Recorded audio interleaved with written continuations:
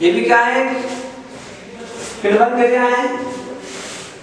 तो ये जो क्रियाएं होती हैं ये सूक्ष्म अणुजीवों के द्वारा संभव होती हैं।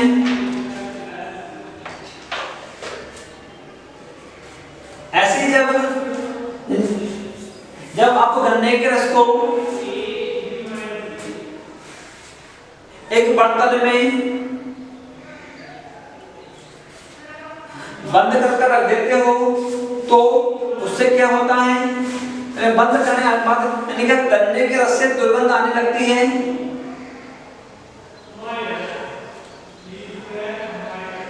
आने लगती है अर्थात कहने का मतलब है कि उस गन्ने के रस से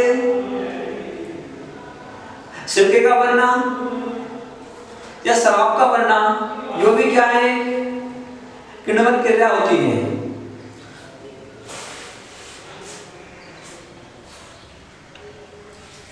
अब इनका जो किण्वन क्रिया होती है तो किण्वन क्रिया को कराने के लिए जो आपके किण्व होते हैं, जो आपके सूक्ष्म जीव होते हैं, उन सूक्ष्म जीवों को कहते हैं किण्व कहते हैं। तो वो किण्व जो होते हैं तो उस इनका तो ये जो आपके किण्व होते हैं तो इन किण्व में इनके द्वारा कुछ जटिल कार्बनिक यौगिकों का कुछ जटिल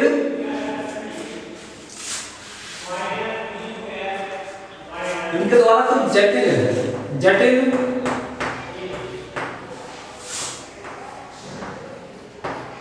नाइट्रोजन युक्त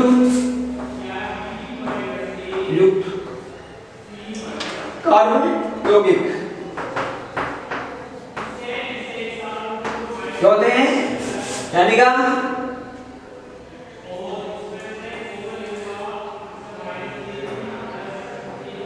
कोई जटिल नाइट्रोजन युक्त कार्बनिक यौगिक होते हैं जो इन कीटों से प्राप्त किए जाते हैं। तो वह जो कार्बनिक यौगिक होते हैं वो यौगिक इसी क्रिया में उत्प्रेरक का कार्य करते हैं। क्या करते हैं, किण्वन की क्रिया से जो किण्व होते हैं तो इन किण्वों से कुछ जटिल नाइट्रोजन युक्त कार्बनिक यौगिक प्राप्त होते हैं।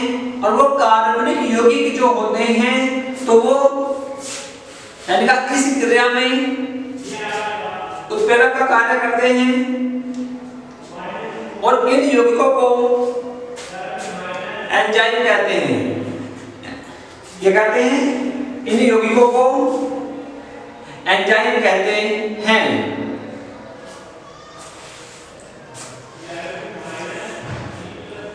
तो अब देखिए जो एथिल अल्कोहल मैंने आपको बताया था, तो एथिल अल्कोहल को प्राप्त करने की इसकी मतलब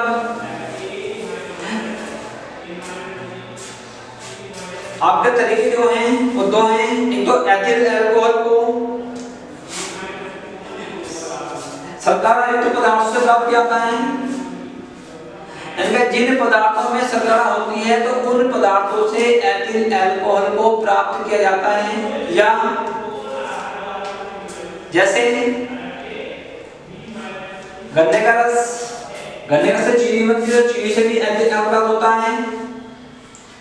शीरा बनता है तो शीरे से भी एथिल अल्कोहल प्राप्त होता है। और इसके साथ साथ कुछ स्टार्च युक्त पदार्थ होते हैं। जिन पदार्थों में स्टार्च होता है तो उन पदार्थों से भी एथिल अल्कोहल को प्राप्त किया जाता है। अब सबसे पहले इसकी किण्वन क्रिया में आती है शर्करा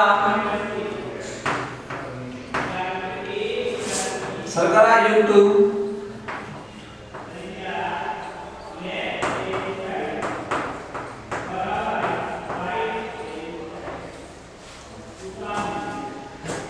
कार्बनिक पदार्थों से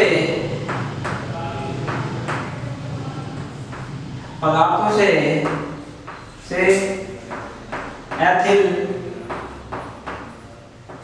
अल्कोहल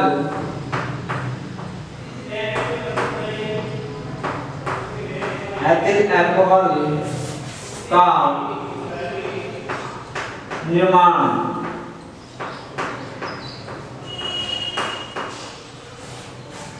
सबसे पहले हम अल्कोहल किससे प्राप्त कर रहे हैं?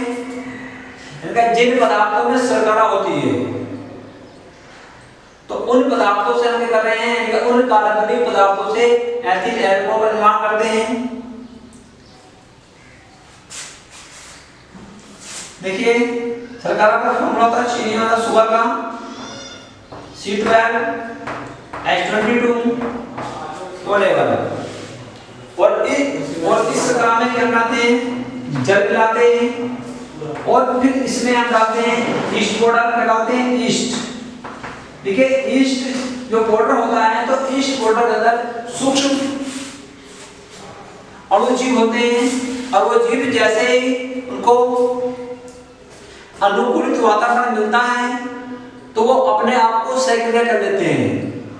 आई बात में इनका ईस्ट जो पाउडर होता है तो इसके अंदर क्या होते हैं, सूक्ष्म अणुजीव होते हैं जो इस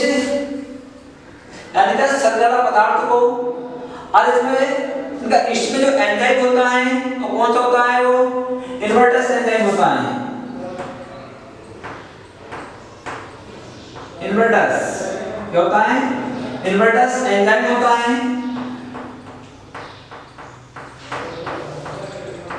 इन्वर्टस एंजाइम होता है में ईस्ट में, तो इन्वर्टस एंजाइम क्या करता है, ये इस शर्करा युक्त पदार्थ को ग्लूकोज इनका C12H22 C12 C6H12O6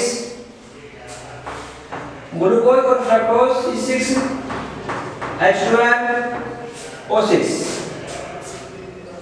में चेंज कर देता है। और में इन्वर्टस एंजाइम इस जो आपकी शुगर युक्त जो आपका ये पदार्थ था, बैटर था, तो इसको क्या में ग्लूकोज में और फ्रक्टोज में चेंज कर देता है। ये ग्लूकोज ये फ्रक्टोज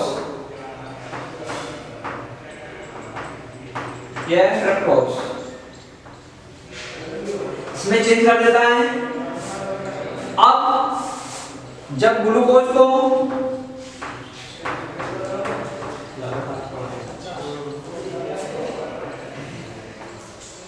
जब ग्लूकोज को में आप फिर ईस्ट पाउडर डालते हैं, ईस्ट, तो इस ईस्ट में एक जाइमेस एंजाइम होता है। क्या होता है, जाइमेस एंजाइम। ये जाइमेस एंजाइम क्या करता है, इस ग्रुप को एथिल अल्कोहल में C6C2H5OH में चेंज कर देता है और कार्बन डाइऑक्साइड गैस निकलती है। इसको बैलेंस करने से कितने 4, यहाँ पे 2 लगाओ, यहाँ पे 2 लगाओ, ओ कितने हैं 6, 2 दूनी 4, तो ठीक है। तो ये आपका बन गया एथिल अल्कोहल।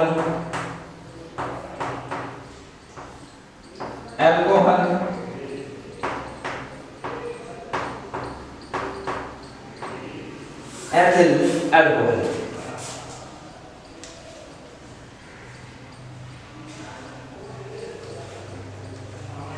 में एक बात पुनः देख लो, इनका शर्करा युक्त जो कार्बनिक पदार्थ होते हैं उनसे एथिल अल्कोहल निर्माण करते हैं। ये क्या आपकी शर्करा युक्त कार्बनिक पदार्थ है, ये आपका शर्करा का फॉर्मूला है। इसमें हमने जल मिलाया और जल मिलाने के बाद हमने क्या डाला, इसमें ईस्ट पाउडर डाला। और ईस्ट में क्या होता है, ये इन्वर्टस एंजाइम होता है। इन्वर्टस एंजाइम क्या करता है, ये इस पदार्थ को काय में ग्लूकोज में और फ्रक्टोज में चेंज कर देता है। चेंज करने के बाद क्या करता है, इसमें जो ग्लूकोज था तो उस ग्लूकोज में हम क्या डालते हैं, उन्हें ईस्ट डालते हैं। ईस्ट में क्या होता है, जाइमेस एंजाइम